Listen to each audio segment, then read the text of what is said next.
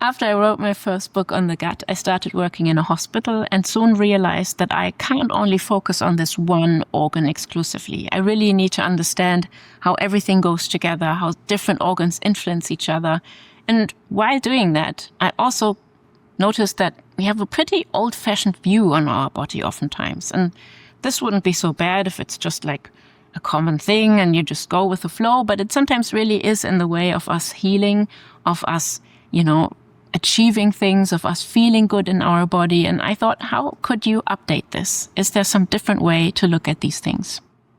So the lung is an organ that is kind of odd when you look at it through societal values, because in our Western societies, we usually think, oh, you have to be really eager, put your elbow out, achieve something, put in more hours, be really tough for something. And then there's this organ, so soft, so passive, just like going along with what the muscles around it do, accommodating everyone, having some dents because of organs just taking up room there. And it's at the central part of our body. It's where one of the most important needs is being met, breathing. Without oxygen, we're dead after a few minutes. So you would think in the beginning, why on earth did our body put this like passive, plummely organ there that when you just poke a little needle in your thorax, it goes and like shrinks together like an old soap foam or something. And the answer is because being soft, being passive, being accommodating isn't necessarily always a weakness. It isn't just something of lower quality compared to like the tough ones. In a body, it is perfect at the place where it's at. Because without the lung being soft and accommodating, we couldn't take 20,000 breaths a day. We wouldn't have the energy. It would be so hard. For some diseases, this happens. It takes us too much calories to breathe then because it's not so soft and accommodating anymore. And when you look around in your life and society, we oftentimes devalue these softer parts where people arrange around others, really try to make everything happen, are smooth and harmonious sometimes. But often these are also very fundamental, important parts of us all functioning, of everything really going well in families, in workplaces, and also in your own life and achieving things. And I've learned this from the lung, and now I use it at times. The part the lung plays in breathing is an undervalued part in achieving things in general, or getting things that you want.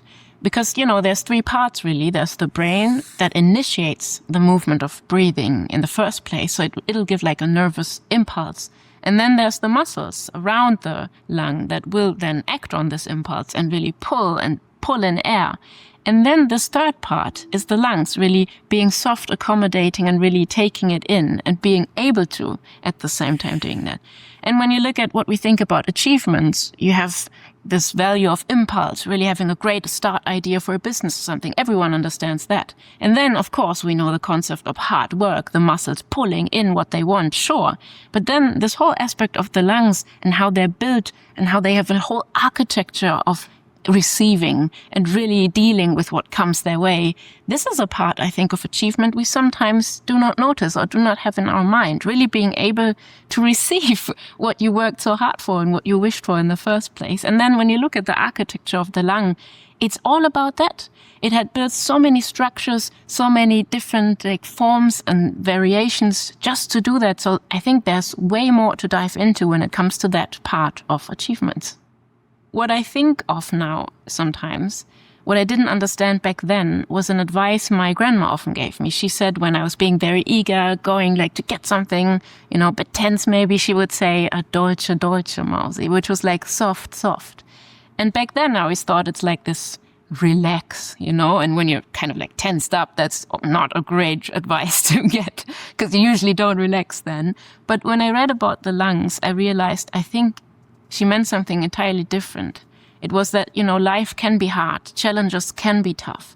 And if we just tense up in reaction towards that, energy doesn't suffice. We really need sometimes to use softness to go all the way. And now when I have a very stressful day, earlier I would have clenched up and put my muscles into attack mode and my jaw would maybe get a bit tense too.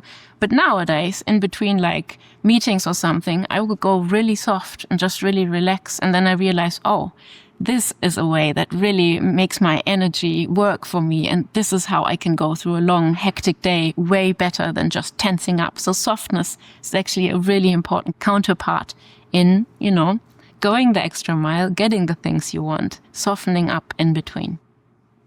There's something very unique about our breath, which is that can be regulated by the consciousness and the subconscious parts of our brain.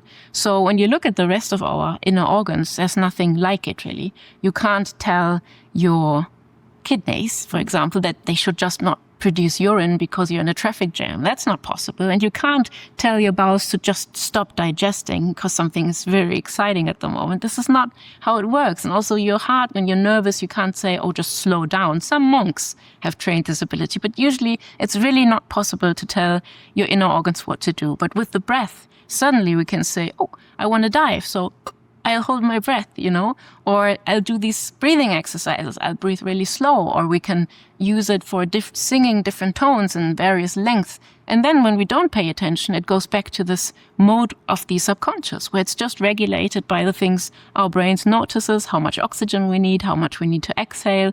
And suddenly, it shifts over to another part of the brain.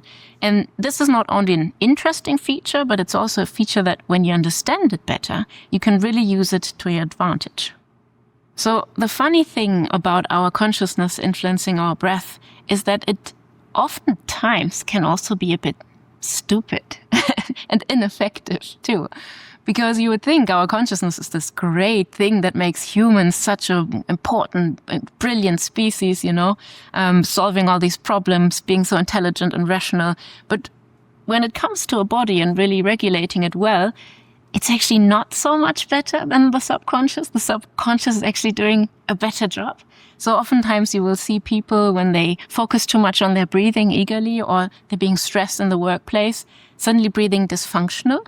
So they will, for example, breathe way too slow, way too fast, or way too deep, or, tensing up their muscles in order to breathe just from their chest because they're stressed. And this all isn't so effective, healthy, takes up a lot of energy, and might lead to people feeling a bit more nervous than they would have to, or being a bit dizzy, or having like a neck pain or headache in the afternoon, or becoming really tired in the early afternoon already because of using all that energy. So that's the negative part of breathing with your consciousness. But then luckily, there's also a positive part of using your consciousness. And this usually is when our subconscious is not doing so well, when it's getting scared by something, or stress and other factors are taking a toll on it. So it's becoming like emotional and worried, for example, or gets up in the night because something's bothering it. And then our conscious can actually, for once, take care of the subconscious and really consciously slow the breathing down so that the heart can relax a bit more, because the heart usually gets a bit hectic when it has to pump around all this freshly oxygenated blood all the time.